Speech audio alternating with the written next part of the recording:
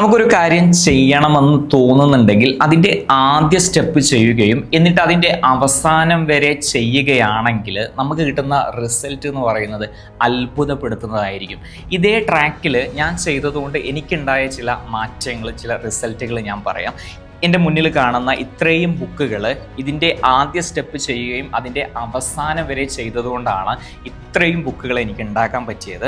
ഇത് എൻ്റെ ആദ്യ ബുക്കാണ്. കേരളത്തിൽ തന്നെ ആദ്യമായിട്ട് നമ്മൾ പുറത്തിറക്കിയ പോക്കറ്റ് GK ബുക്ക്. ഇത് ഇപ്പോൾ ഇല്ല കേട്ടോ, ആകെ ഒറ്റ കോപ്പി മാത്രമേ ഉള്ളൂ. ഇതിപ്പോൾ പ്രിൻ്റ് ചെയ്യുന്നൊന്നുമില്ല, ജസ്റ്റ് കാണിക്കാൻ വേണ്ടി മാത്രം പറഞ്ഞതാണ്. പിന്നീട് ഇത് ഞാൻ എൻ്റെ ഡിഗ്രി ഫസ്റ്റ് ഇയർ സമയത്ത് ഞാൻ ഇറക്കിയതാണ്. പിന്നീട് ഞാൻ ഇറക്കിയ ബുക്കാണ് ഇത്, രണ്ടാമത്തെ ബുക്ക്.